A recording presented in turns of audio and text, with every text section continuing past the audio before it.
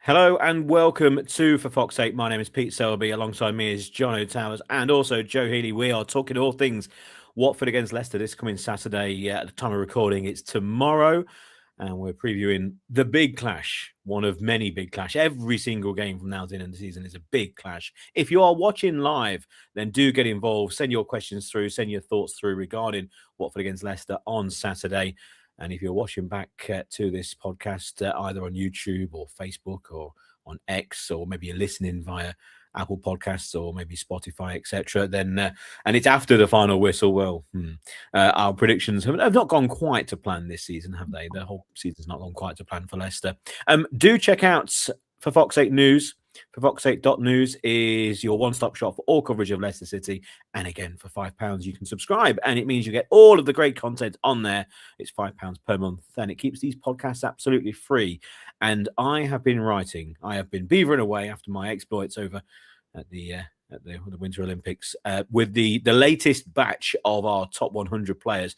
I can exclusively reveal, because they won't be online, they won't be on the website until, I believe, Monday.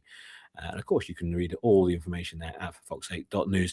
I can exclusively reveal the next batch. We have a player from the 1920s. We have a player from the 60s, a real stalwart of the 60s. We have a flamboyant player from the 70s who I've written probably more words on in the last 24 hours than I've written in my life. You can maybe guess who that is. And then maybe it's a player who's had an awful long career at Leicester after he finished playing. And also two players from, I say recent times. I count them as recent times because I saw them. One of them, a trophy winner from the 90s, and another player from around about the late 2010s. So the late 2010s. Think of who would be in the top 100 who played for Leicester in the late, from about 2017 onwards, that sort of player. So yeah, that's the next batch. I think it's numbers 69 down to 65. So do check that out on forfoxsake.news along with everything else. And again, do subscribe. It's the price of a pint per month. Also, if you are listening to the podcast, do rate and review. Do give us 5 stars. We are all slaves to the algorithm, and it makes sure that we are top of the algorithm and other supporters can find the podcast, which is great. Now, chaps, we're playing Watford. My first thought driving back here today was Watford away. What's your first thoughts about Watford away? What are the memories of Leicester playing at Vicarage Road? I wonder, Jono, what's your first thought when you think of Watford away? Yeah, Troy Deeney, isn't it? No. It's Troy Deeney. Yeah. What a glorious day that wasn't.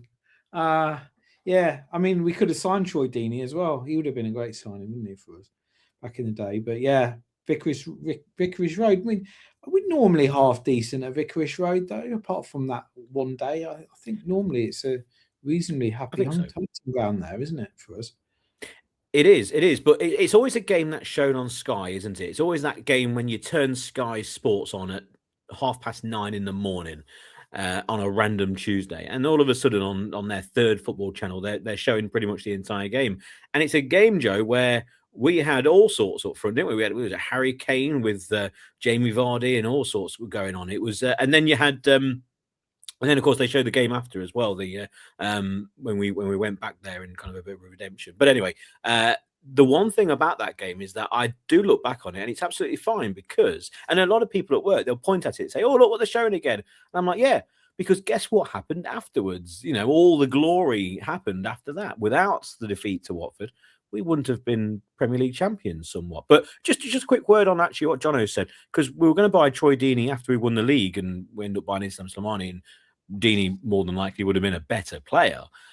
Quite how he would have fit into the changing room, I don't know, because he's quite a controversial character. Let's just use that broad term, put it that way. I'm not entirely sure whether he's covered himself in all sorts of glory since he's finished his playing career, and maybe even before his playing career. But he's got an interesting story to tell. It would have been a real handful, him and Vardy up front. Yeah, all right. Couple of bastards, basically. That'd be great. That we'd have wanted to see that, wouldn't we? I saw an interview with him. He was talking about it. I think it was quite a last-minute thing, the fact that he didn't sign as well in the end. It was quite close to being done, I think. Maybe I've misremembered that.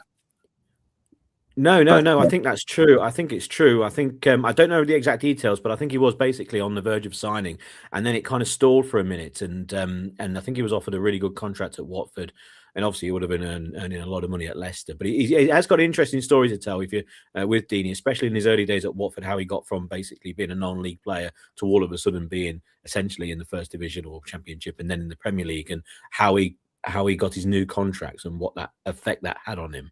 In and around the people he was hanging out with at the time. That's an interesting story. Anyway, he ain't playing this weekend, is he? And we're going to be talking all things. I mean, to be honest, it's actually quite nice to have a conversation regarding Leicester without mentioning the current day, because it's been quite dreadful. What have you chaps been doing since I've been away? I left you with all the positive thoughts. Of course not. But we had that victory against Bristol City, and the problem with the win against Bristol City, there was always that nagging little devil on the shoulder saying, was it Leicester playing well, or was it that Bristol City were absolutely awful? And I think it might have been the latter. I think it might have been Bristol City were very poor, contributing to a better Leicester performance. And then the QPR game, it all unravelled. All of the old demons rose to the top. The devil on the shoulder was joined by a whole army, and it infiltrated Leicester's minds. And essentially, Leicester completely folded because, Jono, a player went to the near side and had a conversation after 25 minutes with their manager. And because of that slight break in play with a player down faking an injury, Leicester fell apart when they were 1-up. They are the most fragile of fragile sides. But when you look at a game against Watford, a side who are 5 points off the playoffs, looking for a victory, I don't fear anyone in this division, because Leicester have been so poor. There's no use worrying about an away trip to Watford, an away trip to Middlesbrough or Ipswich. And it's been the better sides that we've been getting the better results against, apart from the Bristol City game, which was a complete one-off, wasn't it? So I don't think we can be scared of them, can we? But should we be more scared of Leicester than the opposition? I mean, getting results. I mean, I'm struggling to remember as getting any kind of results, with regard to in a row. The Bristol City was a one-off. I think it was one of those where they were very, very poor, frankly, and we got away with one. I think we were less poor of the two.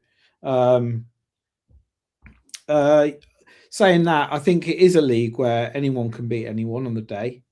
And I know we keep saying it, banging on about it every week, but it's... hang on a minute. I've got a visitor.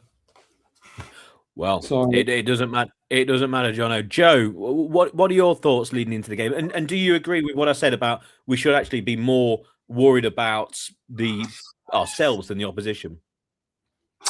Yeah, absolutely. I'm down in the West Country, so I've got quite a few Bristol City supporting mates.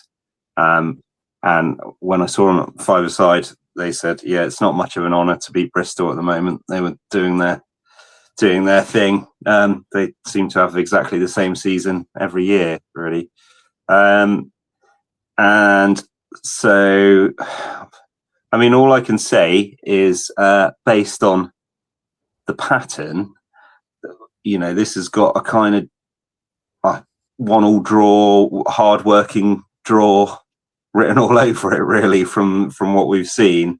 If I was going to say that, I'd be saying, with a terrible home performance to follow. Unfortunately, that's the pattern we've seen quite a lot all season, really, isn't it? I mean, that said, yeah, we can definitely beat them. On paper, we should be able to beat anyone, but I mean, I've been hearing, all season we've been hearing this kind of like, on paper, we've got the players, we have got good players, but are they good players if you're only above Sheffield Wednesday, who are right down there because of their points deduction? Do we actually have good players? It's been said a lot, but I'm not really sure it's true.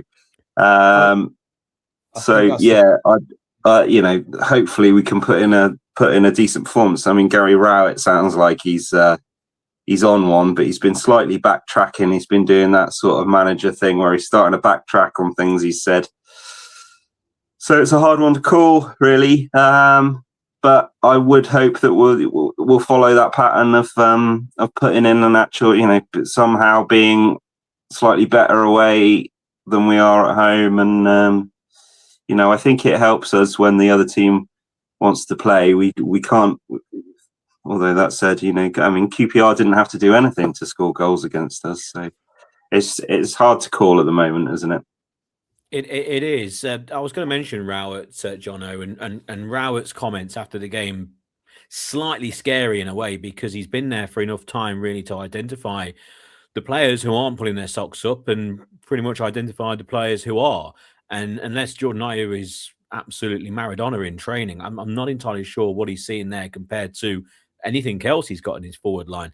There's obviously a number of players who have been brought in, Richards, etc., who are just not in favour to be starting. And then to be making the same comments after the defeat to QPR that we've heard all season about the team, it's not what we want to hear. It's not what I want to hear from Gary Rowett. Personally, I don't really care actually what he says, as long as we get the points. I don't care who plays. I don't care how they get the points. It's just all about survival, and then we can just start again in the summer. But as we're previewing the game, that's what we're going to be talking about and what we want. And I want to know what you want out there as well, watching live. Who do you want to play? Who do you want to start? And who do you want to be dropped as well? And with a manager like Rowett, he understands the club. He understands football. And surely, Jono, he must have looked at that defeat and someone must have said to him, or maybe he might have thought to himself, don't go in front of the cameras or the microphone at the end of the game and go, well, yeah, actually, I think there's a few players in the squad who actually need to think about themselves because they're not just doing it.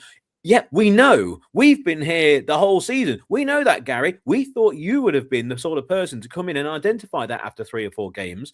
And after 3 or 4 games, all of a sudden, you're bringing back into the side the players who were dropped initially by yourself. When we started to get a few points and a bit of a run on, and you started to have a good bit of goodwill from the fans and everyone going, actually, yeah, you have identified the issue and you are playing the best possible side that you have to hand. And all of a sudden, he's starting to backtrack and now questioning players. That's very, very puzzling and worrying. Yeah, I think the QPR result, I think, was a massive wake-up call, frankly, for him. I think he's come in. I think he's come in without doing, well, it seems, without doing all of the homework that, on the rest of the season. He's sort of come in and sort of treated everyone with a fresh sheet of paper, and everyone's got a chance again, just like any new manager. But actually, what we need is a manager to come in and have done the backup and the homework as to what's been going on all season. We've all seen it, game in, game out, and it almost feels like he came into Leicester thinking, oh yeah, they've probably got a decent squad in a false position. All I need to do is sort out a little bit of organisation, and we'll start picking up points and results.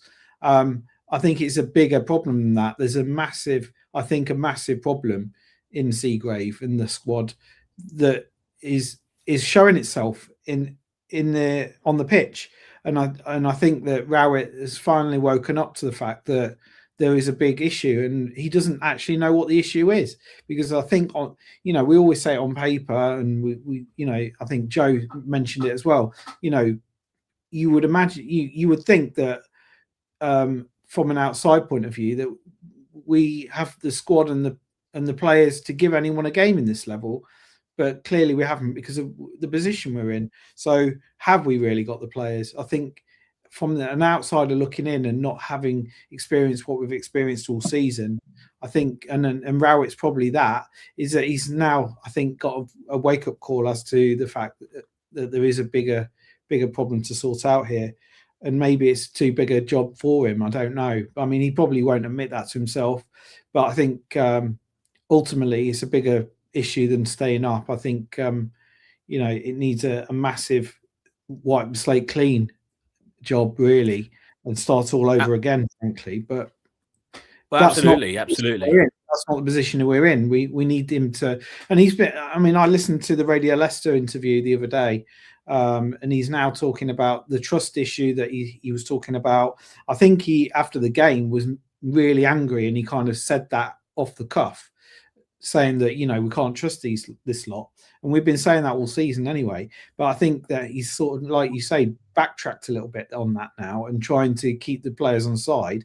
And he's even talking about a formation change. So, you know, talking about things I'd like to see. Yeah, I mean, people are talking about a back three. I mean, I think we mentioned this around Christmas, didn't we, Pete? I remember saying it on a few occasions with you. Why aren't we trying something different? 2 up front, maybe, or maybe 3 at the back, or let's try something different. Now we're running out of time, frankly, to start looking at these things. But, you know, hopefully we've still got enough time to try and see if something like that would work. We are running out of time, and the funny thing is, you can play with a back three, and that allows you to play with a front two at the same time as well. It's ridiculous. We are in that scramble at the end, Joe, where we're not really looking for a formation change to maybe then play up until Christmas, or looking at the next group of fixtures, or blood some youngsters, etc. From or maybe ease in a big money signing from a foreign field, etc. We're not in that stage, are we now? Everybody watching this or listening to this, either live or on record, or maybe watching the live stream, or maybe watching on YouTube later on tonight, say, they'll all have their thoughts. They'll all have those players that they don't want to be playing and those that they do want to be playing. I'm kind of in the position now where, regardless of the formation that Gary Rowett wants to play, and we know that he likes to play that 4-2-3-1, which is, again, just in stone, isn't it, in football at the moment, regardless of what level. Now, I'm at this stage of the season coming along the lines of, and not even, I'm a fully paid up member of you pick the players who are going to work hard and also not necessarily going to get the results, because, you know, football is football, but you've got to play certain players at this current time. And also, playing certain players means you're not playing certain players. And I want to know that. I want to know who you want to play. Now, realistically, they need to be in a positional sense where it's not going to have 5 forwards, for example. But having the big conversation would be about Winks and James. James came back into the side, scored the goal, and he looks fully fit now, but Winks didn't start. Personally, I think you need to play all 3. Okay, with Skip. I think you need to get your best players on the field. I don't think Leicester have any such control when Winks isn't playing. Can Winks, James, and Skip all play in the same side? I believe that they can. That would be also a midfield diamond, midfield 3 of maybe a 3-5-2. I think the 3-5-2 allows us to put our best players onto the field and also, crucially, have that 2 up front. Maybe it's Mikasa dropping off, say, a Daka away from home. That could easily be the case, but it's interchangeable. Out wide, yes, that might cause 1 or 2 issues. Who would you play, etc.? Would you play, say, Thomas on one side, etc., or would you bring the wingers further back into a wing-back position? But I want to know from you, Joe, who do you want to play and who do you not want to play? Hard, yes, no on certain players. Ooh, first name on the team sheet, Jordan Ayew. No, I'm joking. He's in the bin. I think most people must think the same, surely. We don't really want to be seeing him on the pitch ever again, really, for Leicester. But yeah, less said about him sort of falling over and lying on the floor, the better. So yeah, Daka and Mikasa. I like the back 3 idea. Just put Lascelles in there. I mean, that was the funny thing about Rowett's comments, wasn't it? You know, I need to find players I can trust. Well, guess what? There aren't any. There's 2 or 3 max. You know, You're not going to be able to trust these guys. So you're just going to have to sort of pick the best of a bad bunch, really, I think is what you're going with. With the back 3, Lascelles with Okoli and Nelson. If it was a back 2, controversially, probably not everyone's choice, but I mean, do you take off? Do you put Lascelles in for Nelson because he's had a couple of stinkers recently? Probably the ideal time was to take him off after the first half against QPR.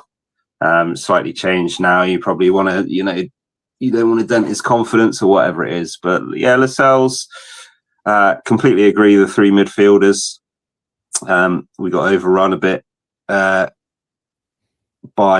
QPR. They managed to get through the midfield very easily.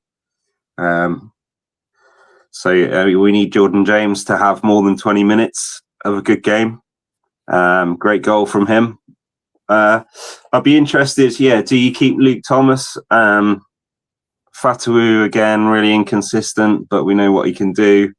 I might be tempted to play Luke Thomas because I've always said he could cross a ball in. Problem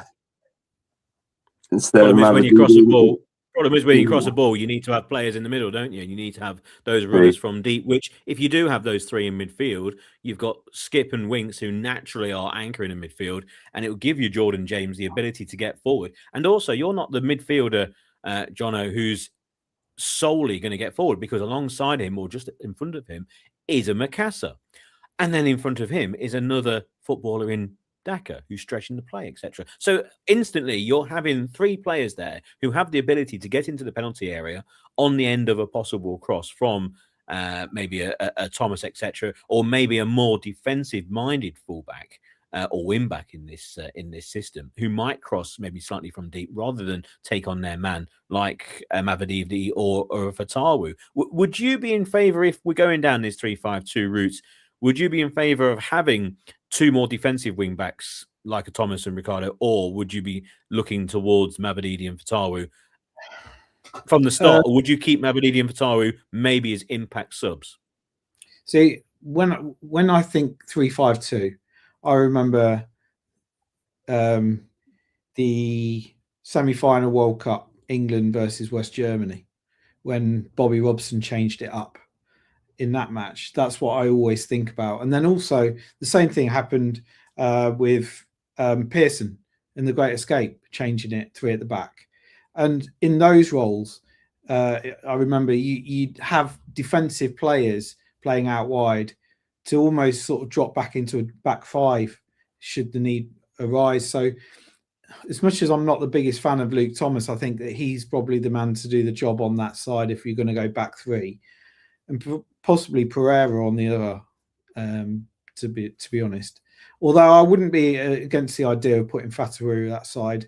He can get up and down, but I'm just wondering. Legs wouldn't do it, I don't think, would they? Can he run up and down like that? Yeah, I mean, we haven't got loads and loads. We're not blessed with loads of options, frankly. And you do need probably runners up and down that side. So I'd probably go Fatawu, to be honest, just for the sake of the fact that he can get up and down. And as long as he's well drilled, and in a formation like that, potentially has he got more? Because people double up on Fatawu, which is one of the reasons why we've seen him being ineffective in some games, I think. Okay, yes, his form hasn't been brilliant and he's been up and down, but sometimes when he's up against two, then and it's much more difficult. So I would definitely go three across the midfield, because I think that's where the games are generally won, in midfield. If you can win the midfield battle, then that is, a good way to try and win the game. And then with Daka up front and Macassar or Dakova Reed, he's not been pulling up loads of trees either. So I would go Macassar, because he's, when he's playing well, he looks like he's got another level or two above what we've got. So I would be going that way with a 3-5-2. I think we're all kind of singing off the same hymn sheet here with a 3-5-2. Change the formation to try and change up first of all fortunes, but also to maybe give the back three, or should I say the back line, a little bit of respite from this incessant back four, and also you're slotting in your best players into midfield. And I would actually put Macassar in there as well. I agree with that last comment, Jono, about Macassar having 3 or 4 levels above what we've already got on his day. And he's obviously a young player. He's going to have off days, going to have on days. And on an on day, he is a step above probably everyone on the field, including the opposition. So if you're including him alongside Winks, alongside James, alongside Skip, there's your very, very good midfield, or at least the best that we can actually put out onto the field. Now, the opposition are Watford. They're a very strange team, quite a young side. On their day, they can be very good. They beat Wrexham the other day to close within 5 points. They've got who I declared the best player in the world, Nestorian Kuna, early in the season, who scored 2 of the best free kicks you'll see back to back. Youngster, Australian youngster, absolutely fantastic player. But he kind of fell away from the first team, and now he's back. He's back to haunt Leicester. So they're a very up and down side. Hopefully we'll catch him on an off day. But to finish off, I want to know your prediction. I want to know we've talked about who we want to play. We will talk about what formation we want to play. I think in terms of style, etc., that's just kind of all out the window for now, on the back of what we've seen in the last couple of games. Talk about roller coaster. But what I want to know, Joe, is who do you think is going to start? Not who you want to start. Who do you think is going to start? And then from then on, what the score's going to be. Yeah, I listened to the Gary Rowett interview this morning on the Radio Leicester podcast, and he sort of talked about formation. I wasn't convinced that he was going to go for it. So I think he'll put in Lascelles. It's a toss-up for who. Probably Okoli. And I think we'll probably see a similar team, really, even though he said, what he said. But he has to get those 3 on the pitch, the midfield 3, and he has to start Daka instead of Jordan Ayew, because we're playing with 10 men. And also, just as a side note, Begovic is quite close to coming back, I think. I'd put him in. Jakob just looked a bit shaky, unfortunately. I think it's going to be, as I sort of alluded to earlier, it's going to be a 1-1 and perhaps we'll see. I'm not sure if he's playing very much for him, but is it Napoli's Mendy? He's there. So he's a goal machine, so he'll score for them. Yeah, good old Mendy in the midfield. Jono, same question to you, really. Who do you think Leicester are going to start? Not who do we want. We know, and we've spoken about who we want to start and what formation we want to play. Who do you think actually is going to start? And then again, your prediction for the score. Yeah, I mean, I took exactly the same feelings from the Radio Leicester interview that I listened to this morning as well. I don't think he will go for a change in formation. It didn't sound like he was totally convinced that is the way to go at this point. But we are running out of games, and I really hope he doesn't leave it too late. So I think we will see the dreaded 4-2-3-1 again. I think he'll bring Winks in. I think he'll bring Lascelles in. For who, I'm not quite sure. I would probably take Nelson out, frankly, because we all acknowledge he's had a couple of stinkers. He probably needs a bit of a break. He's a young player. So Okoli and Lascelles, I think they're both units. We've got a bit of pace with Okoli.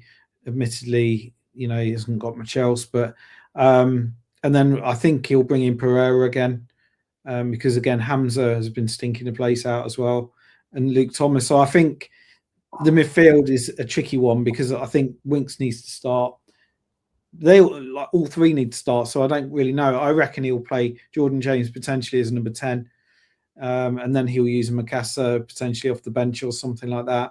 I don't think Ayew will start. I think he's learnt his lesson now. Hopefully, if we see Ayew starting again, then I'm not quite sure where we go from there. But I think Daka will start with Mikasa coming on off the bench. That's what I think. Well, Planet Earth has mentioned he would play 4-3-3, Skippy Winks, JJ in midfield, Steffi Mikasa, Fatawa in attack. Don't want to see Fatawa doing any defending. 3-1, unfortunately. Last few seconds of the pod, so do quickly get your team in and your predictions. I completely agree with what we mentioned about Jordan James. I think, unfortunately, it's going to be a back four the same. And I think he will stay with Skip in midfield along with Winks. I think will come in along those along those two in that in that defensive positions, and then I think he will play Jordan James further forward, which we've seen already this season. It doesn't really work, does it? And then it will be Daka up front. I think that's the way it's going to go. We can sit here and pontificate and talk about what we would do and how we would change things, but Rowett, we've got to see it first, haven't we? Because he can mention it a couple of times in interviews, but until we actually see it, we won't believe it, really. I think he's just a creature of habit, and unfortunately, that's Rowett essentially putting in players into positions rather than putting players on the field and trying to build a side around the best players and the players that he needs to be playing and the players that he can talk about being players he can maybe trust or maybe get rid of players who he can't trust. You can't do that if you stick into one formation. You need to be very flexible, but we shall see. Did you get a score as well, Jono? Yeah, I think the best we can hope for is probably a draw, and that's probably what I'll go for as an optimistic effort. I'm not feeling terribly optimistic, but a draw isn't what we need. We need 3 points. So I can't see us getting 3 points, but I'd happily be surprised. So I'm going for a draw. Mr. Fox Favourite said, didn't Rowett say it was too much of a gamble to change the formation? It needs to, though. Yeah, absolutely. Why wouldn't you gamble at this stage? Also, you're risking a formation that's being used all season that hasn't worked. That's the thing, why wouldn't you gamble at this stage? There's nothing left to lose. You've just lost heavily at home against QPR, but I think we're on the same wavelength there, Mr. Fox Favourite. I believe we might get a point, and I'm looking down the maybe a 2-2 route. I think we might score a couple, but I can just see them scoring again. I think it needs to be changed up, but we shall see. Talking all things Ricardo Pereira as well, there's a lovely article by Andy Moore on the website on for fox8.news regarding Ricardo Pereira and whether it's the end of an era for Pereira, whether he goes in the summer and what kind of legacy he leaves and looking back on his career, etc. Pereira, is he inside the top 100 all-time Leicester City players? Is he on the list? We're into the 60s now on for fox8.news. Maybe he's going to feature. He hasn't featured yet, or has he? You're going to have a look at the website for fox8.news and check that out and check out the new players that will be on there probably on Monday once I've finished writing about a flamboyant 70s midfielder who maybe has had an awful long career at Leicester after playing there. And digging out some really good stories and also remembering some of the stories that I remember seeing this individual doing pre-match, halftime, etc., and all those shenanigans. That's it for the podcast. That's it for all those watching live on YouTube, on X, on Facebook. If you're listening back again, do give us a 5-star rating. We are all slaves to the algorithm. The algorithm controls everything nowadays. So with a 5-star review, what you'll be doing is helping out Leicester fans find the podcast. Head over to for fox8.news. It's the price of a pint. It's £5 a month for all of the glorious content, including full coverage of Leicester City women. Did you hear the podcast last night? It was fantastic with Lee Saunders talking to BBC Radio Leicester women's sports show host Zoe McGrady. Really, really good. Second time she's been on the women's football show on for Fox's sake. Plenty of coverage on the women's team. They're in a relegation dogfight as well, right down at the bottom of the WSL. Full coverage on for fox8.news there. A little bit of an international roundup as well. And plenty more this weekend. Have had a good read of the 5 things to look forward to in the game against Watford. Fingers crossed, what could happen on Saturday? Well, if we get 3 points, we might be outside of the relegation zone. We're getting to the points where even with a win, we might not be out of the relegation zone. We need to get something because we can't rely on the perceived easier games on paper because at the moment it's an absolute mess down at the City. But we'll be back next week with full coverage for Fox's sake, from the boys and from myself. Good night.